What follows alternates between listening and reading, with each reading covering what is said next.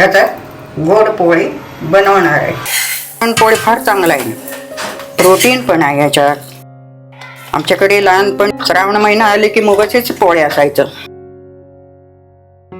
वाह, मस्त गोड झालेले. उदरभरणामध्ये तुमचे स्वागत आहे. आता श्रावण महिना जवळ आले, गोड पदार्थ करायलाच पाहिजे.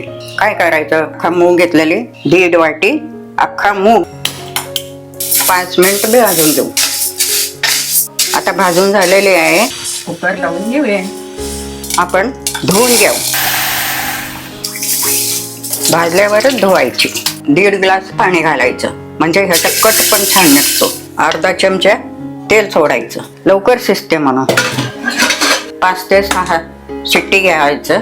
गव्हाचे पीठ घेऊया, 3 वाटी घ्यायची. हा 3 वाटी मीठ घालायचं. 1 चमचा गोड तेल घालायचं. मुगाची पुरणपोळी फार चांगला आहे, प्रोटीन पण आहे ह्याच्यात. वात येत नाही, पित्त होत नाही. कणिक मळून झालेले 15-20 मिनिट आपण झाकून ठेवूया. चला, आता कुकर झालेले आहे, शिजलेले छान. कट काढूया. कट ते काढूनच ठेवू. आपण त्याचा सार करूया कटाचा. 1.5 वाटी गूळ घेतलेले. मग गोड कमी पाहिजे तर कमी घालायचं. गुळामध्ये कॅल्शियम असतो. गुडघादुखी असलं तर कमी होतो. वेलदोडे आणि जायफळ पूड करून घेतलेले आहे.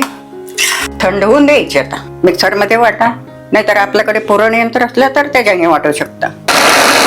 पुरण थोडं पातळ झाले तर अजून थोडे शिजून घ्या. होते कधी कधी. मस्त घट्ट झाले पुरण. चला, जय श्रीराम. मस्त झाले पुरण.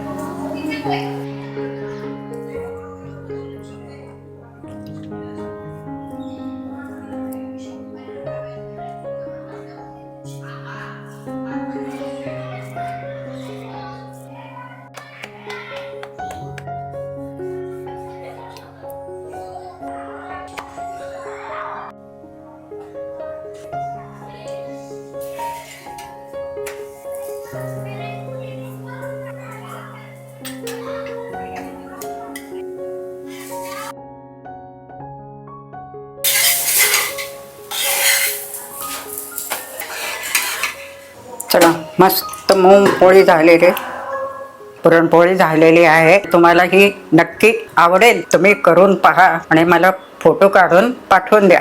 वाह, मस्त गोड झालेले. खूप छान पोळी लागते.